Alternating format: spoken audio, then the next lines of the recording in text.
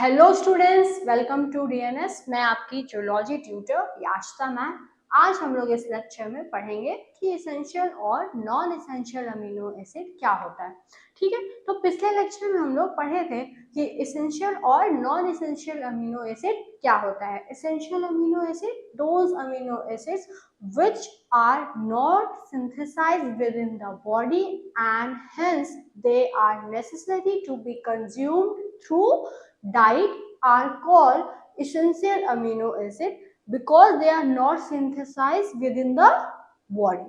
ठीक है, for example leucine, isoleucine, and the second one is non-essential amino acid.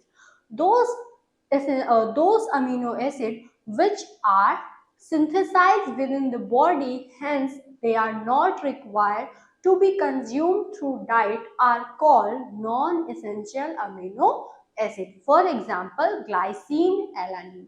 There are 10 essential and 10 non-essential amino acid. And one thing is that कि essential और non essential amino acid तो होता ही है, एक और criteria होता है, सब क्राइटेरिया, जो कि होता है कंडीशनली इसेंशियल अमीनो एसिड का। ऐसे अमीनो एसिड्स, ऐसे अल्फा अमीनो एसिड्स जो कि बॉडी में सिंथेसाइज होते हैं, लेकिन कुछ ऐसी सिचुएशन या कुछ ऐसी कंडीशन, फॉर एग्जांपल फीवर, जिसमें इन अमीनो एसिड का क्या होता है, रिक्वायरमेंट ज़्यादा हो जाता है और इन्हें डाइट से लेना इम्पॉर्टेंट हो जाता है। इस वजह से इसे जो है कंडीशनली इसेंशियल अमीनो एसिड कहते हैं।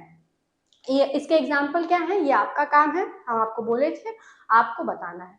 ठीक है, तो आज जो है हम लोग इसेंशियल और नॉन इसेंशियल अमीनो एसिड को पढ़ेंगे, लेकिन कैसे पढ़ेंगे, पहले क्लासिफिकेशन को पढ़ेंगे कि अल्फा अमीनो एसिड जो है उनका क्लासिफिकेशन किस किस बेसिस पे हुआ है, और उसमें से एक सेक्शन आएगा जिसमें हम लोग इन चीजों को पढ़ेंगे। ठीक है, तो अगर बात की जाए कि जो अमीनो एसिड होता है उसका क्लासिफिकेशन कैसे होता है,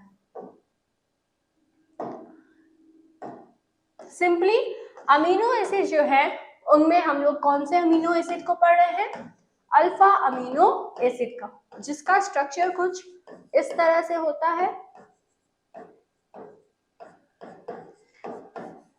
ये amino acid alpha amino acid इसलिए कहलाता है क्योंकि इसमें अल्फा कार्बन प्रेजेंट होता है।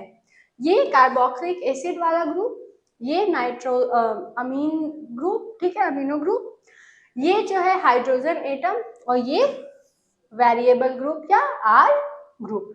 सभी अल्फा अमीनो एसिड में यही चेंज होता है। एक एक्सेप्शन है जो कि है ग्लाइसिन, जिसमें इस आर ग्रुप की जगह पे हाइड्रोजन एटम होता है। सभी अल्फा अमीनो एसिड में एक ही हाइड्रोजन एटम होता है, लेकिन ग्लाइसिन एक एक्सेप्शन है जिसमें हाइड्रोजन एटम 2 प्रेजेंट होते हैं। तो इस अल्फा अमीनो एसिड का क्लासिफिकेशन कैसे किया गया है, तो बहुत सारी क्राइटेरिया है जिसमें इन अल्फा अमीनो एसिड को इन स्टैंडर्ड अमीनो एसिड्स को क्लासिफाई किया गया है। तो वो जो क्राइटेरिया है क्लासिफिकेशन का वो कैसे है, पहला जो है वो है आर ग्रुप। अब आपको समझ में आ गया होगा कि यहाँ पे हम स्ट्रक्चर क्यों बनाए हैं ऐसा। पहला जो क्राइटेरिया है वो है आर ग्रुप।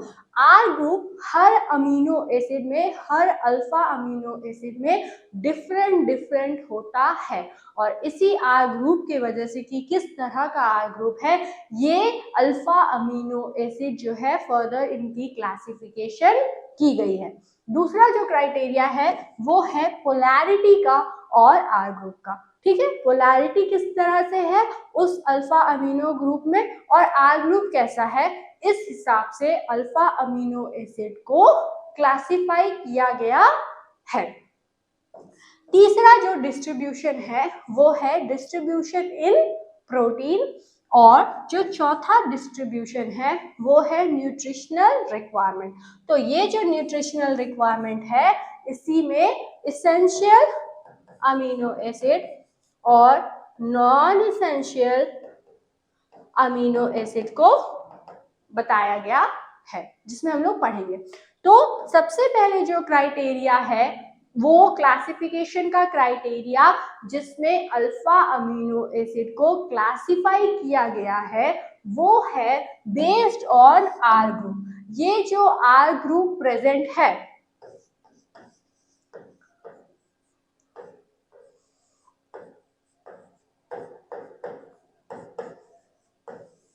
इस आर ग्रुप के हिसाब से किस तरह से अल्फा अमीनो एसिड को डिवाइड किया गया है, यही चीज इसमें पढ़ना है। तो बेस्ड ऑन आर ग्रुप जो अल्फा अमीनो एसिड है वो किस तरह से डिवाइडेड है। पहला जो क्लासिफिकेशन है उसमें है कि सिंपल अमीनो एसिड, मतलब ऐसे अमीनो एसिड जिनके जो आर ग्रुप हैं उनमें क्या है, कोई फंक्शनल ग्रुप जो है वो नहीं है। देखिए इसी आर ग्रुप को साइड चेन भी कहते हैं। इसी में साइड चेन जो है प्रेजेंट होता है सभी अल्फा अमीनो एसिड का। तो ये जो आर ग्रुप है, मतलब ये जो साइड चेन है उसमें क्राइटेरिया किसमें है, किसमें क्लासिफिकेशन कर रहे हैं। पहला जो क्राइटेरिया है वो है बेस्ड ऑन आर ग्रुप। तो जो अल्फा अमीनो एसिड है उनका जो आर ग्रुप है उस में किस हिसाब से क्लासिफिकेशन होता है, उस क्लासिफिकेशन को देखते हुए अल्फा अमीनो एसिड को पहला जो क्राइटेरिया है उसमें किस तरह से डिवाइड किया गया है। पहला क्राइटेरिया है वो है सिंपल अमीनो एसिड का, मतलब ऐसे अल्फा अमीनो एसिड जिसमें उनका जो साइड चेन है, ठीक है, उसमें कोई भी फंक्शनल ग्रुप प्रेजेंट ना हो। ठीक, अब एग्जाम्पल के थ्रू समझते हैं। For example glycine. अब देखिए ग्लाइसिन में होता क्या है कि इसके आर ग्रुप में या साइड चेन में सिंपली हाइड्रोजन प्रेजेंट होता है।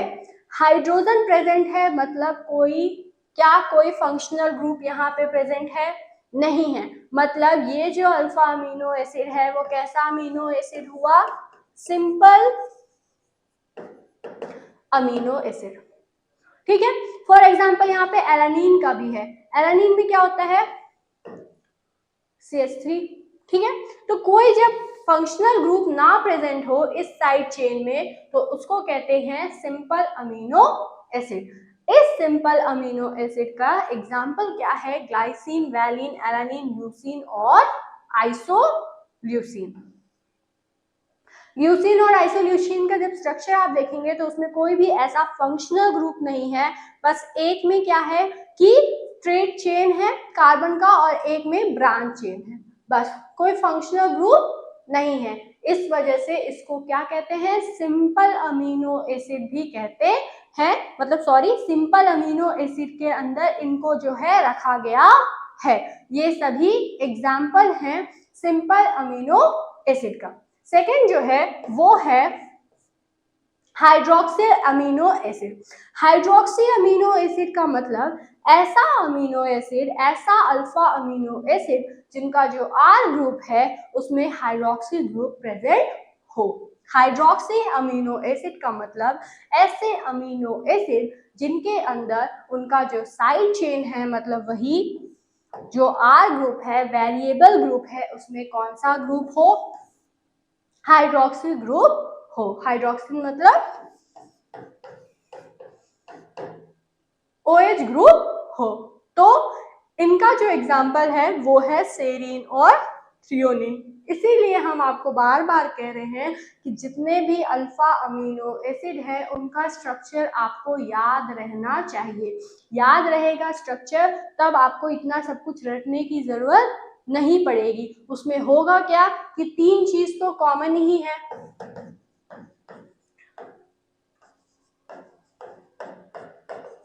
बस यही चीज ना सब में डिफर हो रहा है। तो आर ग्रुप सबका याद रख लीजिए, बस एक जो है ग्लाइसिन एक्सेप्शन है जिसमें आर ग्रुप में भी हाइड्रोजन है, बाकी सब में ये आर ग्रुप चेंज हो रहा है। सबका आर ग्रुप, बस 20 का आर ग्रुप आप याद रखे रहिए, आपको क्लासिफिकेशन आप आराम से कर लेंगे कि कौन सा अमीनो एसिड है, कौन सा अल्फा अमीनो एसिड है जिसके आर ग्रुप में, जिसके साइड चेन में हाइड्रोक्सिल ग्रुप होगा। तो इसके एग्जाम्पल कौन कौन से हैं, सेरीन और थ्रियोनिन।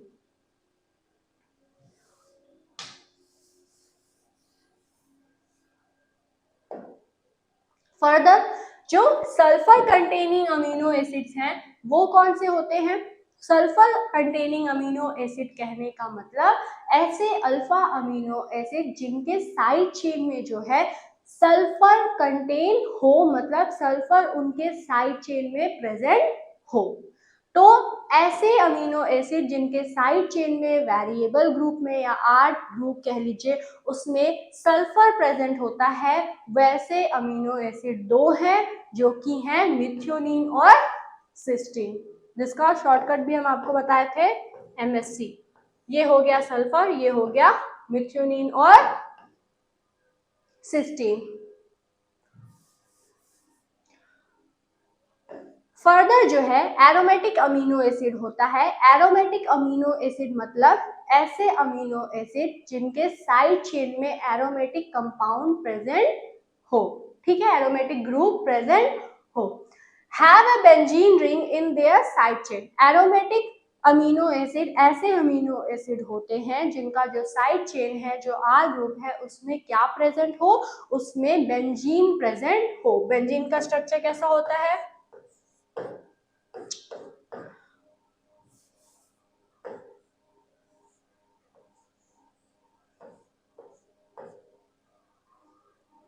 ठीक है, तो अगर आर ग्रुप के जगह पे कुछ इस तरह से स्ट्रक्चर प्रेजेंट होगा तो उन अमीनो एसिड को एरोमेटिक अमीनो एसिड कहते हैं। इसका एग्जाम्पल क्या है? इसका एग्जाम्पल है फिनाइल एनानीन और टायरोसिन। उसके बाद जो अमीनो एसिड हैं वो कहलाते हैं heterocyclic amino acid. Heterocyclic amino acid कहने का मतलब है कि ऐसे अल्फा अमीनो एसिड जिनका जो साइड चेन है उनमें क्या प्रेजेंट हो? उसमें जो है एटलीस्ट ऐसा कार्बन ऐसा एटम प्रेजेंट हो जो कि क्या हो? वो कार्बन से अलग हो। हेट्रो मतलब क्या होता है? डिफरेंट होता है, ठीक है। तो ऐसे अमीनो एसिड जिनका जो साइड चेन है, जो उनका जो रिंग है, उसमें क्या हो? उनमें उसके जो साइड चेन का जो रिंग है उसमें कार्बन को छोड़ के और भी कोई एलिमेंट या और भी कोई एटम प्रेजेंट हो, तो उसी को कहते हैं हेट्रोसाइक्लिक अमीनो एसिड। अब इसका जो एग्जाम्पल होता है वो क्या होता है? ट्रिप्टोफैन, हिस्टीन और प्रोलीन। तो ऐसे amino acid for example tryptophan हो गया, हिस्टीन हो गया या फिर प्रोलीन हो गया, ये क्या होता है? Heterocyclic amino acid. साइक्लिक का मतलब क्या होगा?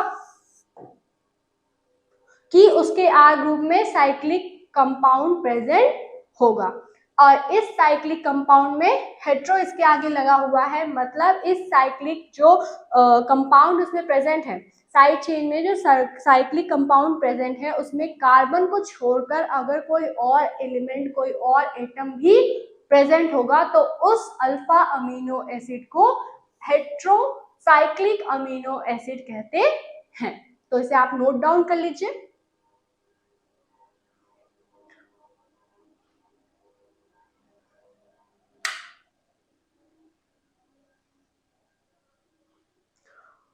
हो गया? चलिए, उसके बाद होता है acidic amino acid. Acidic amino acid क्या होते हैं? ऐसे अमीनो एसिड जिनका साइड चेन जो है, उनका जो आर ग्रुप प्रेजेंट है, वेरिएबल ग्रुप प्रेजेंट है, उनमें कौन सा ग्रुप हो? कार्बोक्सिल ग्रुप हो। तो ऐसे अमीनो एसिड जिनके साइड चेन में वेरिएबल ग्रुप में अगर कार्बोक्सिलिक ग्रुप प्रेजेंट होता है तो उसको कहते हैं एसिडिक अमीनो एसिड। इसका एग्जाम्पल होता है एस्पार्टिक एंड ग्लूटामिक एसिड। उसके बाद जो नेक्स्ट है वो है basic amino acid. Basic amino acid मतलब ऐसा अमीनो एसिड जिनका जो वेरिएबल ग्रुप है, उनका जो साइड चेन है, उनमें कौन सा ग्रुप प्रेजेंट होगा? उनमें अगर अमीनो ग्रुप प्रेजेंट होगा तो उसको कहते हैं बेसिक अमीनो एसिड। तो दो ऐसे अमीनो एसिड हैं जिनमें अमीनो ग्रुप प्रेजेंट होता है, जो कि क्या होता है? लाइसिन और अर्जिनिन। उसके बाद आता है अमाइनो एसिड। अमाइनो एसिड जो है ये क्या होता है, अमीनो एसिड ऐसे अमीनो एसिड होते हैं जिनके अंदर सेकेंडरी अमाइन ग्रुप प्रेजेंट होता है, और इसका एग्जाम्पल होता है प्रोलीन। तो इसमें सिंपली आपको कुछ ऐसा नहीं है जो कि समझना है, ये रटने वाला टॉपिक है कि एसिडिक अमीनो एसिड क्या होगा, तो एस्पार्टिक और glutamic acid. Basic amino acid क्या होगा, लाइसिन और अर्जिनिन। इम्यूनो एसिड मतलब ऐसा कोई अमीनो एसिड जिसमें सेकेंडरी अमाइन ग्रुप अटैच हो, प्रेजेंट हो उसके साइड चेन में, तो वो होता है प्रोलीन। तो इसका सिंपल तरीका अगर रटना नहीं है तो वो यही है कि जितने भी 20 अल्फा अमीनो एसिड हैं उनका स्ट्रक्चर आपको याद होना चाहिए। तो याद रहेगा तो सिर्फ आपको ये याद रखना होगा कि क्या क्या क्राइटेरिया है, एक एसिडिक का, एक बेसिक का, एक इम्यूनो का है, फर्दर जितने भी सिंपल है एक। तो ये सब अगर आपको क्राइटेरिया याद रहेगा तो आपको फिर एग्जाम्पल रटने की जरूरत नहीं पड़ेगी, क्योंकि आपको स्ट्रक्चर पता है तो आप आसानी से बता देंगे कि अच्छा एसिडिक अमीनो एसिड का example aspartic acid, glutamic acid होगा। ठीक है, तो चलिए इसे नोट डाउन कर लीजिए। उसके बाद जो सेकेंड क्राइटेरिया है वो है पोलैरिटी एंड आर ग्रुप। तो पोलैरिटी के बेसिस पे कैसे जो अल्फा अमीनो एसिड हैं उनको क्लासिफाई किया गया है, ये चीज हमें इसके अंदर पढ़ना है। तो जो पहला है वो ये है कि amino acid with non polar R group, ऐसे अमीनो एसिड जिनका जो आर ग्रुप है वो कैसा है, नॉन पोलर है। मतलब ऐसे हाइड्रोकार्बन्स जो ऐसे अमीनो एसिड जो कि क्या होते हैं, हाइड्रोकार्बन इन नेचर होते हैं, नॉन पोलर इन नेचर होते हैं, और क्या होते हैं, हाइड्रोफोबिक इन नेचर होते हैं। हाइड्रोफोबिक मतलब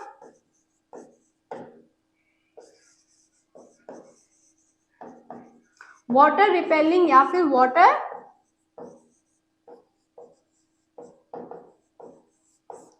देखिए, जब कभी भी नॉन पोलर लिखा हुआ है तो उसका मतलब यही होता है कि वो जो ग्रुप है या वो जो कंपाउंड है वो क्या है, वो वाटर रेजिस्टिंग है, वाटर रिपेलिंग है, या आप कह सकते हैं वाटर हेटिंग मॉलिक्यूल है।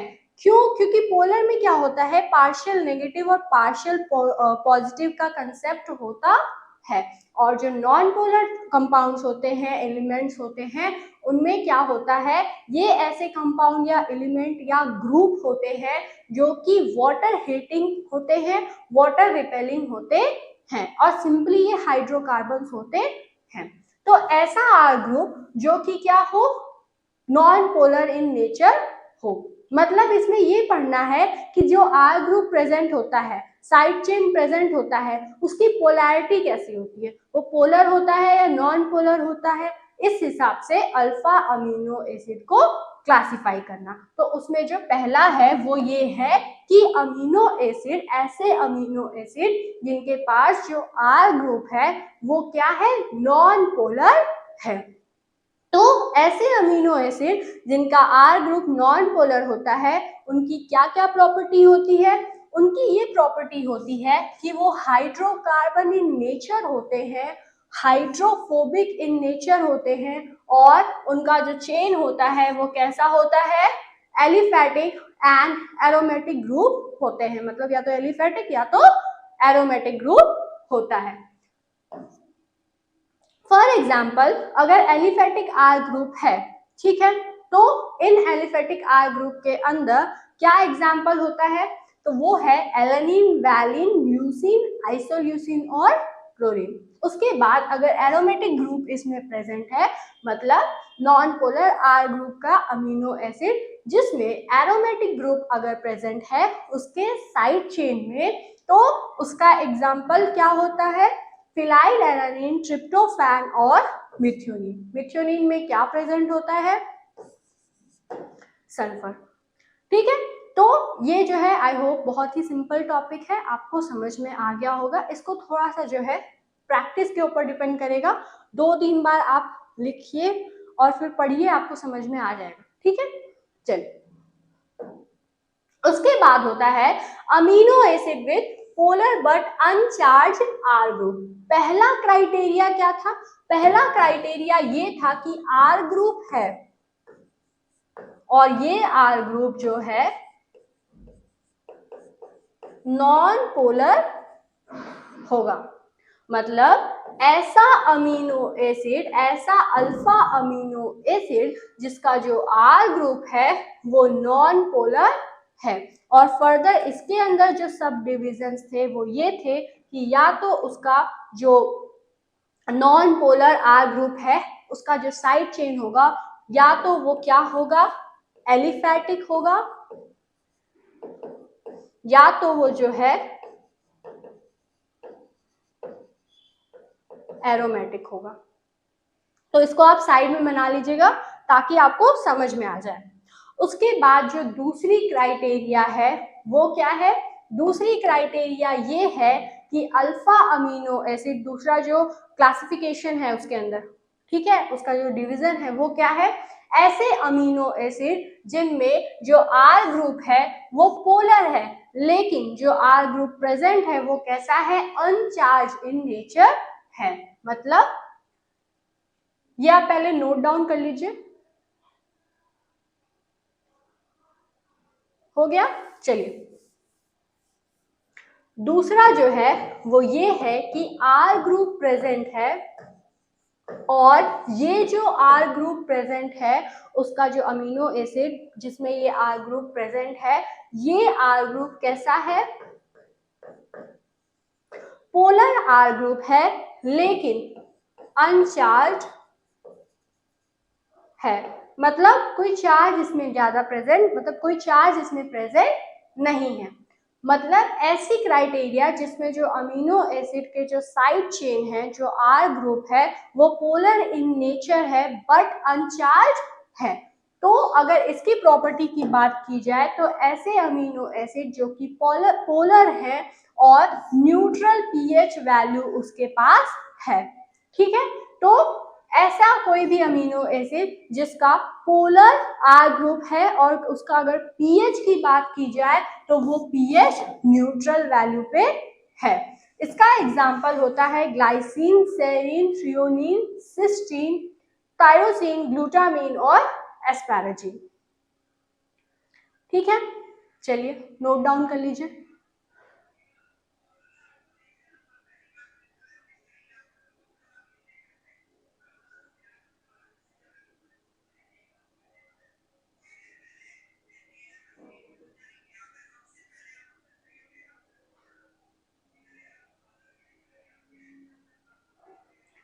अब देखिए, नेगेटिवली चार्ज अमीनो एसिड।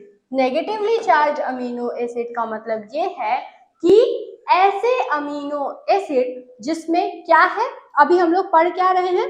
पढ़ रहे हैं हम लोग क्राइटेरिया ऐसे अमीनो एसिड का जो कि है पोलर। और उसमें से पहला जो एग्जांपल था वो किस चीज का पढ़े थे हम लोग? कि polar R group with अनचार्ज group, ठीक है, जिसमें कोई चार्ज ना हो। अब दूसरा जो है वो ये है कि जो अमीनो एसिड है वो पोलर है और कैसा है? नेगेटिवली चार्ज अमीनो एसिड है।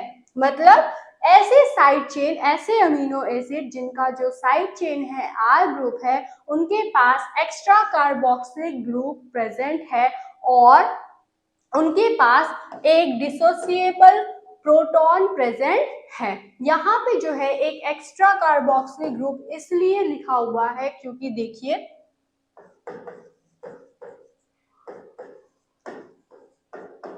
अमीनो एसिड का स्ट्रक्चर कुछ इस तरह से होता है जिसमें कार्बोक्सिलिक ग्रुप पहले से ही प्रेजेंट होता है। लेकिन अगर कोई ऐसा अमीनो एसिड है जिसमें जो R ग्रुप है उसमें भी अगर कार्बोक्सिलिक एसिड प्रेजेंट होगा तो वो क्या हो जाएगा? एक और ऐसा कार्बोक्सिलिक ग्रुप होगा जो कि प्रेजेंट होगा, या फिर दूसरा कार्बोक्सिलिक ग्रुप होगा जो कि प्रेजेंट होगा R ग्रुप के अंदर, और इसी के वजह से उस अमीनो एसिड के ऊपर नेगेटिव चार्ज होता है। उस कार्बोक्सिलिक एसिड के पास क्या होता है? उस जो अमीनो एसिड है उसके पास नेगेटिव चार्ज होता है क्योंकि उसके पास एक्स्ट्रा कार्बोक्सिलिक ग्रुप उसके R चेन में या फिर R ग्रुप में प्रेजेंट होता है।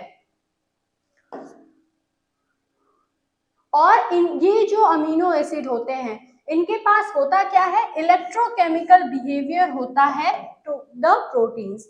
एग्जाम्पल की अगर बात की जाए तो जो एस्पार्टिक एसिड होता है और जो ग्लूटामिक एसिड होता है वो कैसा होता है, नेगेटिवली चार्ज अमीनो एसिड होता है।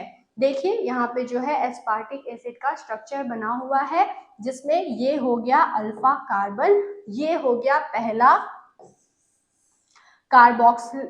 कार्बोक्सिलिक एसिड वाला ग्रुप, ये हो गया अमीनो ग्रुप और ये हो गया हाइड्रोजन एटम। इसमें जो चेंज आता है ये जो है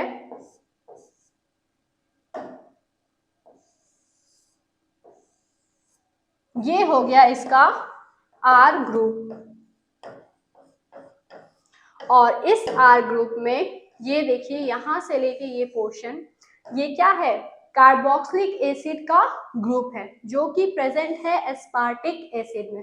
और यही कार्बोक्सिलिक एसिड जो कि एक्स्ट्रा प्रेजेंट है किसी भी अमीनो एसिड में, इसी वजह से उस अमीनो एसिड में नेगेटिव चार्ज डेवलप होता है। इस वजह से इसको किस क्राइटेरिया में रखा जाता है, इसको रखा जाता है नेगेटिवली चार्ज अमीनो एसिड के क्राइटेरिया में। ठीक है,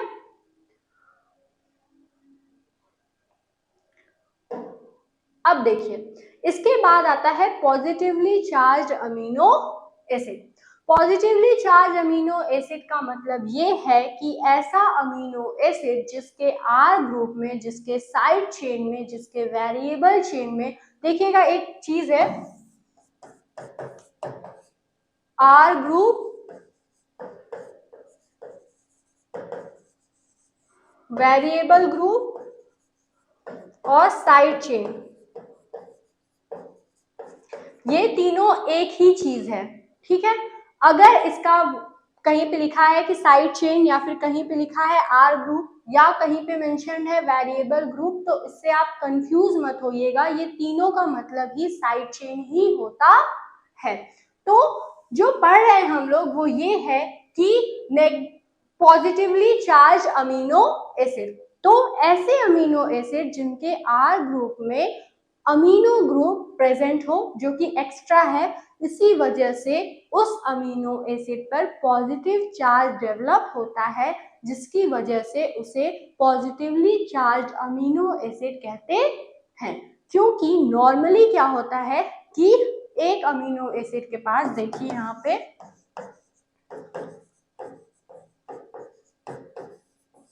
ये एक जो है अमीनो ग्रुप प्रेजेंट होता है सभी अमीनो एसिड के पास, सभी अल्फा अमीनो एसिड के पास। लेकिन अगर कोई ऐसा अमीनो एसिड है जिसके पास ये एक अमीनो एसिड तो पहले से ही प्रेजेंट है, लेकिन अगर एक्स्ट्रा अमीनो एसिड, ये अमाइन ग्रुप, ऐसा कोई अमीनो एसिड जिसके पास अमाइन ग्रुप एक्स्ट्रा प्रेजेंट हो, उसके साइड चेन में उसको पॉजिटिवली चार्ज अमीनो एसिड कहते हैं। सभी अमीनो एसिड के पास एक अमीनो ग्रुप प्रेजेंट होता है, लेकिन जो पॉजिटिवली चार्ज अमीनो एसिड होते हैं उनमें इस वेरिएबल ग्रुप में एक और एक्स्ट्रा अमीनो ग्रुप प्रेजेंट होता है, जिसकी वजह से उस पर पॉजिटिव चार्ज डेवलप होता है। देखिए यहाँ पे, तो ऐसे अमीनो एसिड जिनके साइड चेन में एक्स्ट्रा अमीनो ग्रुप प्रेजेंट हो जो कि उसको बेसिक नेचर बनाता है, बेसिक नेचर का प्रोटीन बनाता है, इसी वजह से उसको basic positively charge amino acid कहते हैं। इसका एग्जाम्पल क्या है, इसका एग्जाम्पल है लाइसीन, अर्जिनिन और हिस्टीन।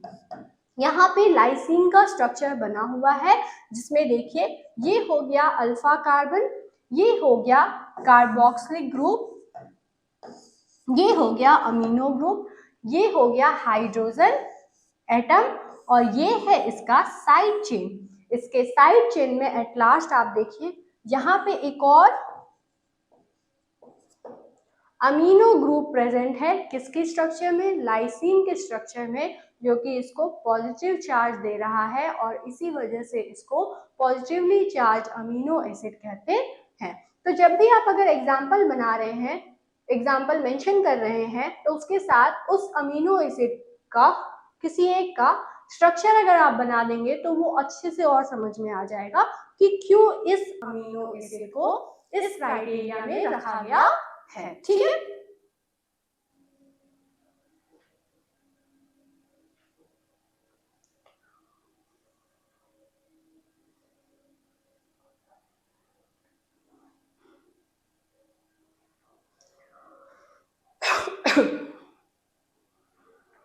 उसके बाद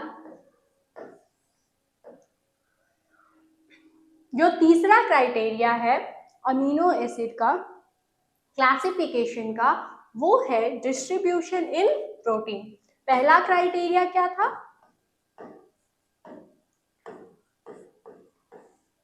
आर ग्रुप के बेसिस पे। दूसरा क्राइटेरिया क्या था,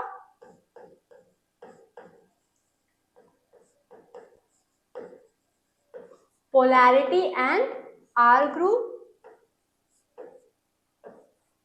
तीसरा जो क्राइटेरिया है वो है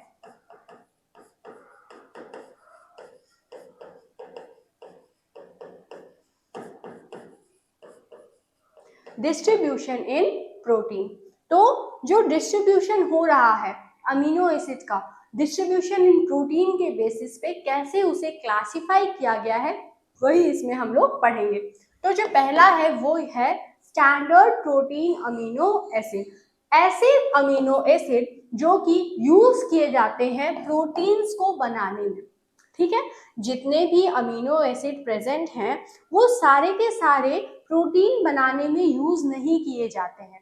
ठीक है, तो ऐसे अमीनो एसिड जो कि प्रोटीन को सिंथेसाइज करने में हेल्पफुल होते हैं, वो प्रोटीन को सिंथेसाइज करते हैं, उन्हीं को स्टैंडर्ड अमीनो एसिड कहते हैं।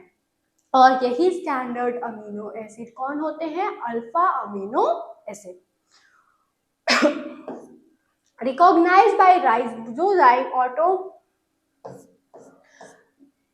Acylation system.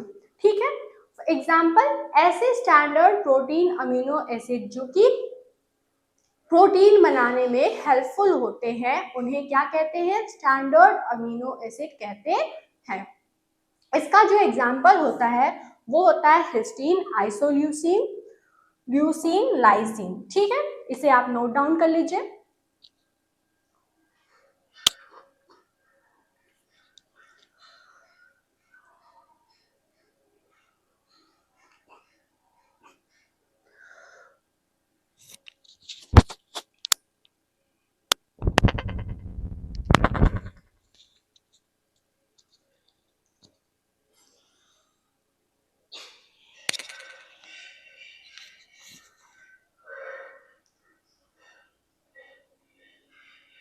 तो डिस्ट्रीब्यूशन इन प्रोटीन में जो पहली क्राइटेरिया है वो क्या है, वो है स्टैंडर्ड प्रोटीन अमीनो एसिड का, जिसमें हमें ये चीज याद रखनी है कि ऐसे अमीनो एसिड जो कि प्रोटीन बनाने में हेल्पफुल होते हैं उन्हें स्टैंडर्ड अमीनो एसिड कहते हैं।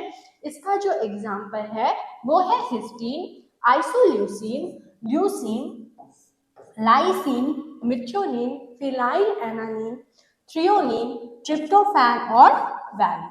ठीक है,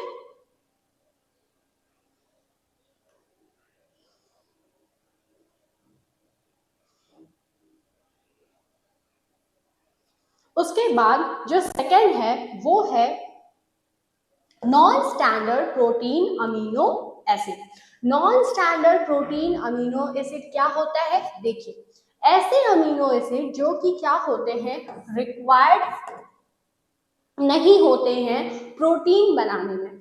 ठीक है, अभी हम आपको बताए थे कि जितने भी अमीनो एसिड होते हैं वो नेसेसरी नहीं है कि सारे के सारे ही प्रोटीन बनाने में हेल्पफुल हो। कुछ ऐसे अमीनो एसिड भी होते हैं जो कि प्रोटीन सिंथेसाइज करने में उनका कोई रोल नहीं होता है, मतलब ये अमीनो एसिड प्रोटीन को सिंथेसाइज नहीं करते हैं। तो ऐसे ही अमीनो एसिड जो कि प्रोटीन नहीं बनाते हैं उनको नॉन स्टैंडर्ड अमीनो एसिड कहते हैं। और इनका एग्जाम्पल क्या होता है? इनका एग्जाम्पल है हाइड्रोक्सीफ्लोरीन, हाइड्रोक्सीलाइसिन। ठीक है, तो जितने भी अभी हम लोग अमीनो एसिड को पढ़े हैं वो सारे के सारे अल्फा अमीनो एसिड हैं जो कि हैं स्टैंडर्ड अमीनो एसिड। मतलब ऐसे अमीनो एसिड जो कि प्रोटीन सिंथेसाइज करने में हेल्पफुल होते हैं, प्रोटीन को बनाते हैं। अभी जो पढ़ रहे हैं हम लोग वो है नॉन स्टैंडर्ड अमीनो एसिड। मतलब ऐसे अमीनो एसिड जो कि प्रोटीन को सिंथेसाइज नहीं करते हैं और इनका जो इम्पोर्टेंस होता है वो क्या होता है, ये एक विटल रोल प्ले करते हैं मेटाबॉलिक इंटरमीडिएट्स की तरह।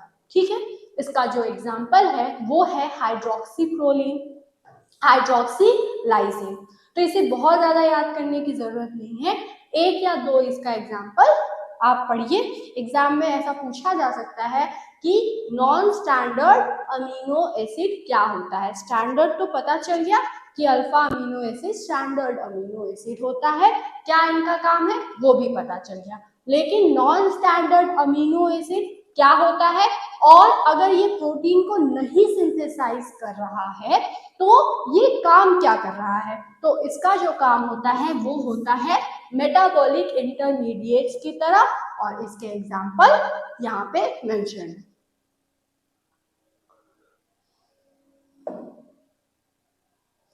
उसके बाद होता है non standard non protein amino acid.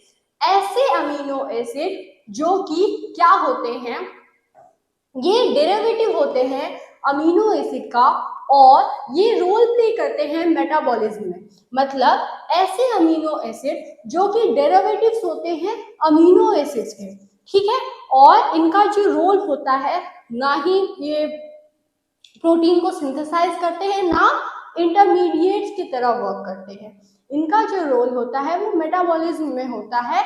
तो इन्हीं अमीनो एसिड को non standard non protein amino acid कहते हैं। इसका एग्जांपल है अल्फा अमीनो ब्यूट्रेट, सिट्रुलाइन। ठीक है, तो जब बायोलॉजिकल इंपॉर्टेंस पढ़ेंगे अल्फा अमीनो एसिड का उसमें हम आपको बताएंगे कि standard non standard amino acid का क्या बायोलॉजिकली इंपॉर्टेंस होता है।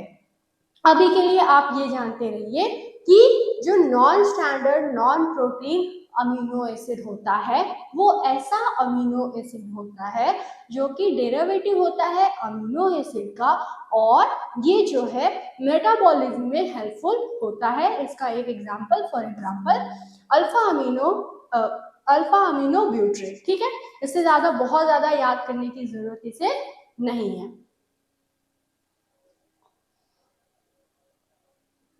उसके बाद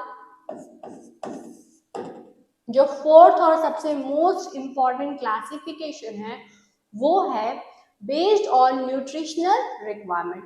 न्यूट्रिशनल रिक्वायरमेंट के बेसिस पे अमीनो एसिड को किस तरह से क्लासिफाई किया गया है। तो जो पहला है वो है एसेंशियल अमीनो एसिड। ऐसे अमीनो एसिड जो कि बॉडी सिंथेसाइज नहीं करती है, जिसके रिजल्ट में होता क्या है कि अगर बॉडी सिंथेसाइज नहीं कर रही है तो इसको जो है फूड से लेना, फूड से कंज्यूम करना बहुत ही ज्यादा इम्पोर्टेंट होता है। अगर ना किया जाए तो क्या होता है, डिफिशियंसी से बहुत सारे प्रॉब्लम्स होते हैं। इन एसेंशियल अमीनो एसिड का एग्जाम्पल क्या है, ये सारे amino acid for example leucine, lysine, ये एसेंशियल अमीनो एसिड होते हैं। उसके बाद क्या है, second non essential amino acid. ऐसे अमीनो एसिड जो कि क्या होते हैं, ह्यूमंस के द्वारा ये प्रोड्यूस होते हैं, मतलब ह्यूमन बॉडी में ये प्रोड्यूस होते हैं। इस वजह से इसको ह्यूमन डाइट से लेना एसेंशियल नहीं होता है। इस वजह से इन अमीनो एसिड को नॉन एसेंशियल अमीनो एसिड कहते हैं। In non essential amino acid का एग्जांपल एलानिन हो गया, एस्पार्टिक एसिड हो गया, ये सब है इसका एग्जाम्पल। याद इतना रखना है कि जो इसेंशियल होता है वो भी 10 अमीनो एसिड होता है और जो नॉन इसेंशियल अमीनो एसिड है वो भी 10 इन नंबर होता है। कंडीशनली इसेंशियल मतलब ऐसे अमीनो एसिड जो कि एक स्पेसिफिक कंडीशन में ही उसकी जरूरत होती है कि उसे डाइट से लिया जाए। ठीक है, तो आई होप आपको ये चीज बहुत अच्छे से समझ में आ गई होगी।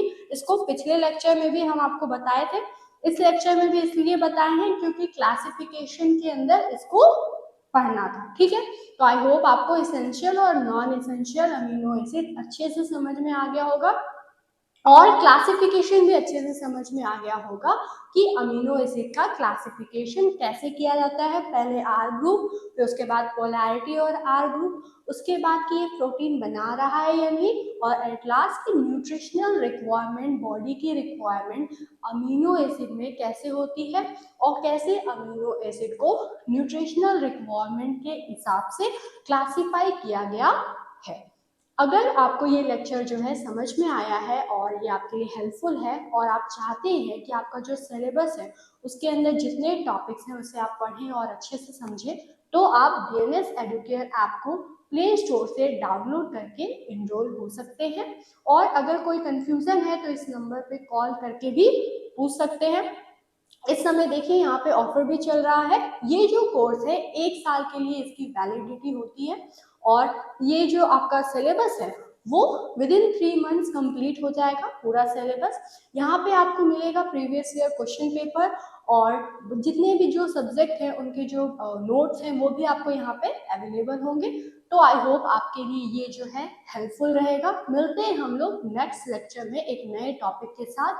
तब तक के लिए thanks for watching this video. At last बस इतना ही कहेंगे कि जितना भी हम जो इस चीज को पढ़ा रहे हैं उसको आप पढ़ते जाइए और डेली का डेली एक सेपरेट आप कॉपी बना लीजिए और उसमें इसका जो टॉपिक है हर चीज का अपना नोट्स बनाते चलिए ताकि डेली आप पढ़ें, उसे नोट डाउन कर लें और उसके बाद जब आप नोट डाउन कर लिए उसके बाद आप रिवाइज कर लें। हफ्ते में एक बार रिवाइज कर लिया कीजिए, उससे आपका जो कंसेप्ट है वो अच्छे से क्लियर हो जाएगा। तो मिलते हैं हम लोग नेक्स्ट लेक्चर में जिसमें हम लोग एक नए टॉपिक को डिस्कस करेंगे।